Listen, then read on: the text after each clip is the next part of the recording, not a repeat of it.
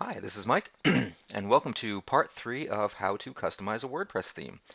Today I'm going to introduce you to child themes and how to customize child themes. Child themes are very important and very useful for at least two very large reasons. One, it separates your customizations away from the parent theme, which allows you to easily and non-destructively update your parent theme.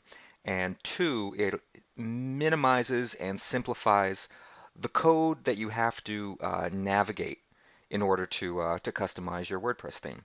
So let me show you what that means. If we come over to our website, this is the customized site that we have been building over the last two videos. Um, and if I come back over here into the themes area, we built this on the 2011 theme, and we went into the style.css and the header.php and the footer.php, and we edited those files directly. And the results were just what we wanted. That was what we were going for. And let's say you did that. You spent a lot of time customizing your theme and it was just the way you wanted. And one day you woke up and you looked at your WordPress site over here in the themes and you noticed this line right here telling me that there is a new version of the 2011 available. View the version details. It's 1.6, we're on 1.5, and now a button that says Update Now. Seems reasonable. However, if we update this theme, we will essentially revert the 2011 theme back to its starting point. It will be the newer version, but we will lose all of our customizations that we put in there to make it look like our site and rather than an out-of-the-box WordPress theme. Um, so let me show you what we do with that. First, so we don't shoot ourselves in the foot, I'm going to copy that theme. I'm coming into my WordPress demo. I'm using WAMP here. So here are our three main folders, WP Admin, WP Content, and WP Includes, and that image folder we made. I'm going to go into WP Content. I'm going to go into Themes, and here's our 2011 theme. This is the one that we customized. I am going to copy this theme, and now I'm going to paste it. So now we have a copy of our customized theme. If I come back into our dashboard here under themes, and if I refresh our copy, here's our copy now showing up because it is in the WP content themes folder. Now that I have a copy of that, I'm going to update our 2011 that we customized. So here's what it looks like after our customizations, and then we came along and we saw there's a new version of this. Updating sounds great. I want to be as up to date as possible, so I come along and I click Update Now. Here's a warning. Updating this theme will lose any customizations you have made. Cancel to stop or OK to upgrade. And I was in a hurry one day and I clicked Update and I didn't take time to read this and I just clicked OK. And it goes ahead and it updates the theme. Nothing looks too different back here. However, if we go back over to our site, and if I refresh that, uh-oh, we're back to square one with the 2011 theme. Whatever updates there were, we've lost our custom updates that we made to make this look like our site. And, well, that's just no good. So, how do we avoid that? The answer to that is a child theme. And you can install a child theme by hand if you know how to how to code a CSS file. However, particularly for beginners, the easiest way to come up with a child theme is through a plugin. So I'm going to come on over here to Plugins, and I'm going to go to Add New. And if I just did a search for child theme, you would find many child theme plugins. The one that I like to use is called One Click Child Theme. One Click Child Theme. And I'm going to search for plugins. And here's One Click Child Theme. And I'm going to install that now. Yes, I am sure I want to install that. And I'm going to activate the plugin. And here we go. Now we have One Click Child Theme active in our plugins. Just by installing that, we have not created a child theme yet. It's still our 2011 theme here. The front page still looks like the out-of-the-box 2011 theme. However, now that that plugin is installed here in the Themes panel, under our active theme, you will see this new option here, Child Theme. By clicking that, it's going to create a child theme of whatever the current active theme is. So by clicking this, we'll get a child theme of the 2011 theme. If you had some other theme active that you wanted to act as the parent, that would be, it would have to be active for this plugin to generate the theme. So I'm going to click Child Theme, and it's going to want me to give it a name and a description. And I'm going to call this Steam 2011, just to make note of the parent theme, child theme. And I'm going to give it a description that says child theme based on the 2011 parent theme. And I'm going to create the child. And right here, after I click child, it goes through an operation, and then at the very bottom it says theme switched. That's what we're looking for. Come back over to the themes area, and we will see that our active theme is now Steam 2011 child theme. And our 2011 has been bumped down into an available theme that is inactive. If I take a look at our WordPress site, nothing has changed at the moment because we haven't customized our child theme. Just to give you an idea, the child theme always has to have the parent theme available in the available themes. If for some reason I kept the child theme but I came over here and I deleted, I delete the parent and I come to check out the front page, I get nothing. The child theme does not work without the parent theme. In fact, back here in the back end, if I scroll down, we get this notification, broken themes. The following themes are installed but incomplete. These themes must have a style sheet and a template. Name, Steam 2011 child theme. Description, the parent theme is missing. Please install 2011 parent here. Okay, easy fix. I'm just going to go back to install themes. I'm going to type in 2011. And since this is just the available theme, no problem. We can delete it. We can add it back again. There it is in its out-of-the-box state. I will install now. There we go. It's back in. Let's go back over to themes. And I want to activate the child theme, not the parent theme. And if I come back over to the front page, our child theme has now been repaired. The point of all that was the child theme does not operate without the parent theme being available. So let's take a closer look at what that means. I'm going to open up Dreamweaver here, and I've got all the files for our WordPress site. Here under WP Content, under Themes, allow me to refresh that. And we've got, here's our child theme, and here is the parent theme. And here's the original that we customized in the last two videos.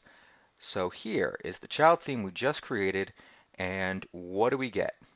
We got a style.css file, a screenshot.ping, and an rtl.css. For the moment, don't worry about rtl.css. All you need, in fact, you absolutely have to have this in order for a child theme to work and exist. You need a style.css file and a screenshot. Let's open up style.css and see what we got. We have here a commented out description. WordPress actually uses these to direct how it connects.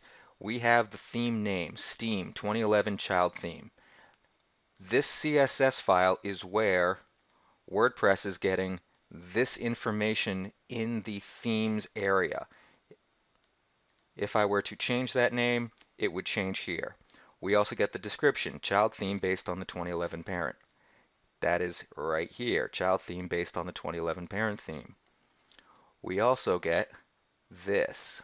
This is the important part that I want you to look at. The template 2011 is telling WordPress that 2011 is the parent theme. So if you were to write this by hand, you have to write this commented out note, give it a name, description, and template.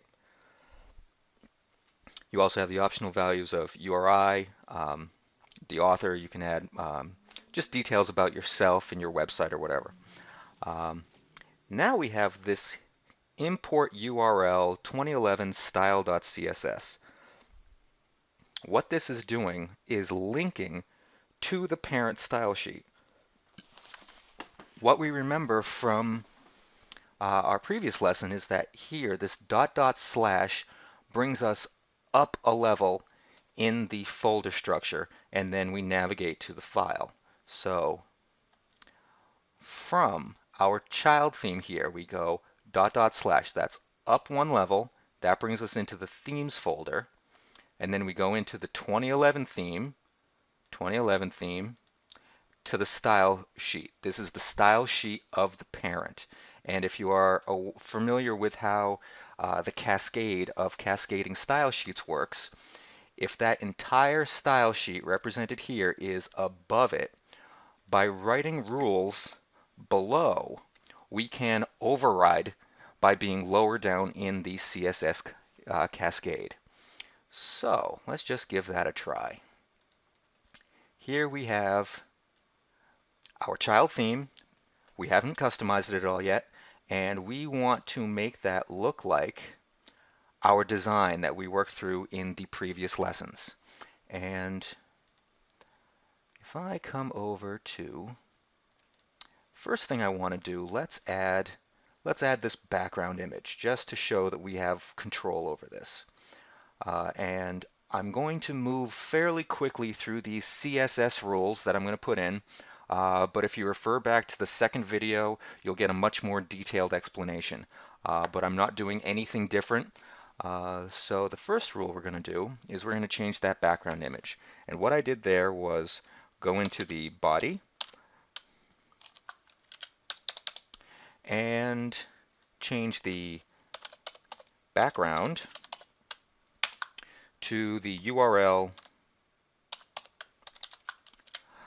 We had to navigate up the file structure 3 levels and then down into the image folder. So it's ... to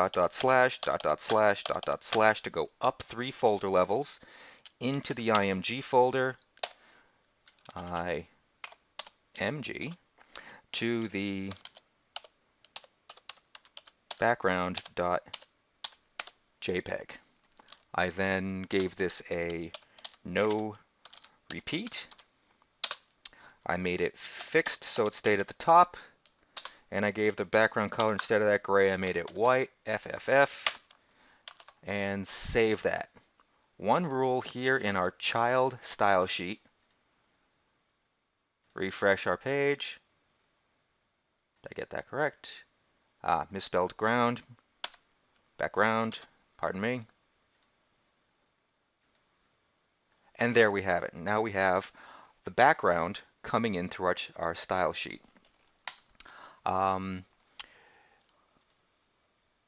Now, from the previous video, we were navigating the entire parent style sheet, which had literally close to 3,000 lines of code. And we only made a handful of changes to customize this. This is one of the advantages of the child theme. By only having the changes that we made, we don't have to navigate the entire parent theme style sheet, which, as we saw, can be thousands of lines of code. I'm just going to go right through this and add the customizations that we made in the second video. If you'd like a greater detail, please refer back to the second video, but I'm just going to pop in the handful of rules that we put in there to customize this theme. One, I went to the ID page. I found these all by going through Firebug and figuring out which rule and which item I had to alter. Um, Page, background, none. Save that. Refresh. That got rid of that white background over the entire page. Let's go to the next one. Uh, ID branding. I wanted to get rid of the top border. There was a small thin line that I wanted to get rid of. So I'm just going to say border, none.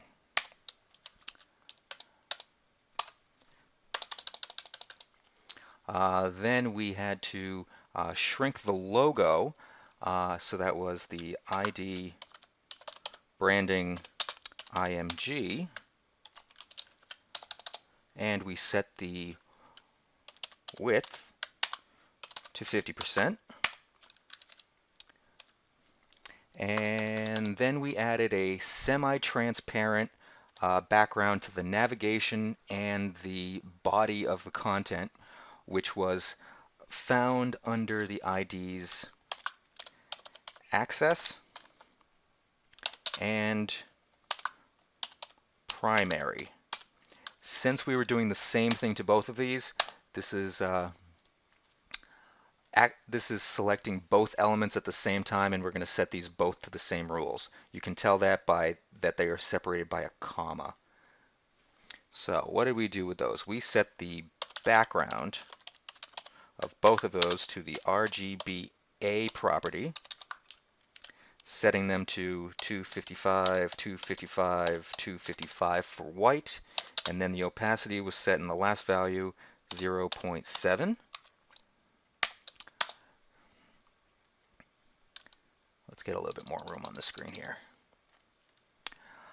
Then we set the border dash radius to 10 pixels. And then we set the box dash shadow to, it was a transparent gray, which was RGBA 0, 0, 0, 0, 0 for black, and then 0.4 was the opacity we wanted, so that's just shy of half transparent. And then we set the fade and diffuse of that box shadow to 0 pixels, 1 pixel, and 2 pixels. If I save that now, come over here, you'll now see we have those nice rounded corners on both our, I believe this was access and this was primary. They both got a semi-transparent background, rounded corners, and a small box shadow on them. We're just recreating the same customizations that we made in the first two videos. Then we changed, we lose the name here because they were set to white and we set the background to white, so now they're lost. So now we're going to change the access anchor. We're going to change the color of that to something we can see, which I set to black, which is #000. Save that. Refresh. Okay, she's back.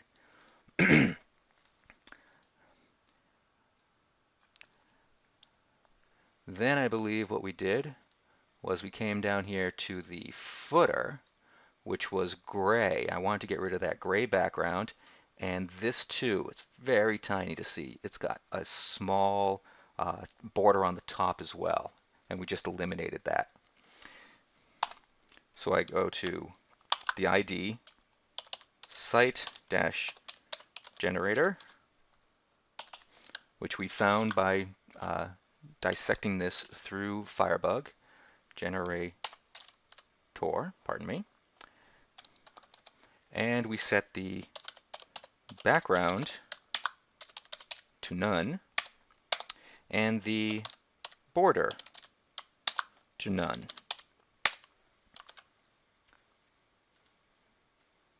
And if I refresh here, now that's gone. Okay.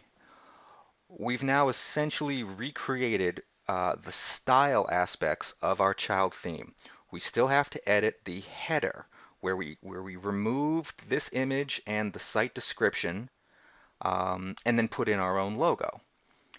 So that's all and well good, but how do we do that if we only have access to the style.css in the child theme? The answer is we do not have to be limited to just the style.css. So just watch this. Here's our child theme, and here's our parent theme. And if I followed the same lesson that we laid down in the earlier video and I opened up the header.php file, and just to make sure that we know where we are, I scrolled on down just to give us a little note. Page feed, right here. I'm going to say, once again, hello from header.php, and I'm going to say parent theme. And now I'm going to scroll down to the bottom. Actually, I'll copy and paste this to save me a little typing. And down here at the bottom, I'm going to paste that, and I'm going to say goodbye from header.php parent theme. And I will save that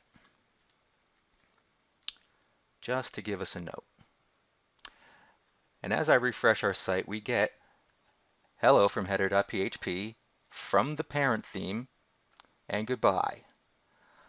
What we can do is any of these files may be included in the child theme. However, we only have to include the files that we want to customize. And I know we wanted to edit the header.php file. So I am going to copy that same file, come down here to our child theme, and I'm going to paste that. So now here we have our style, our screenshot, the RTL, and this header.php. And to make things clear, I'm going to close out the header.php from the parent, and I'm now going to open up the header.php from the child. And so that we know what we're looking at, I'm going to go to this note here where it said hello from the parent theme, and I'm going to change this to say child. And I'm going to come down here and I'm going to change this to say child. And now I'm going to save it. I'm going to go back to our site and refresh. Notice right here it changed to say hello from the header.php child theme. Goodbye from the header.php child theme. By including the header in the child theme folder, WordPress will use this to construct the website. The same for footer or index or anything else. If it is included in the child theme, it will be used to construct the page. Otherwise, it will default back to the parent. Hopefully that makes sense. So what we can do here now is the same thing we did before where we wanted to remove the image, the site name, and the site description and put in our logo.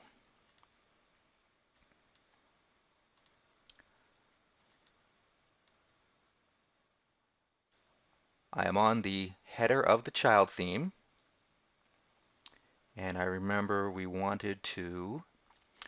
inside the header and we wanted to grab everything here down to the nav. We leave the nav be in this case. And access, role navigation, that's that whole chunk of code right there. and we can delete that. Save it, refresh, and it's gone. And now to add our logo, here in the header of the child theme, I put in my img src equals quote quote, close the tag, and I just had to go into the img folder where we stored our logo and get logo.png. Save that, come back to the site, refresh. It's a little wide. We have to shrink that down. We'll do that over in the CSS file. I see what happened. I misspelled branding. Branding, img 50%. Refresh. There we go. We now have a child theme that has been customized to look like our design. And the point here being, here in the style, the child style, all of our customizations take up, let's see, from line 44, line 12 through 44. So that's 22 lines of code that we added just to change the look of this. And to continue to edit this, we only have to navigate 22 lines of code. Compared to the style.css of the parent 2011, this style sheet has, still going, still going, still going, still going, still going, 2,721 lines of code. Navigating 44 lines of code is far simpler than navigating 2,700. That is one of the added benefits of child themes. The other being, if we come back in here into the themes area, refresh. If at any point in time there is an update to the 2011 theme, we update the parent and the child stays the same, and we do not overwrite our customizations. We have essentially isolated our custom theme from the parent theme. The parent theme may be updated, and we don't have to worry about it. The other benefit, just to repeat myself because it's important, we have far less code to navigate and manage to make changes. Last point with child themes, take any file from the parent that you want to customize, and rather than customizing the parent, copy that file, bring it down like we just did with the header into the child theme, and edit that same file in the child theme. Do not delete it from up here. Copy it and paste it down here and edit this theme, this file. And that's how child theme works. Thanks so much.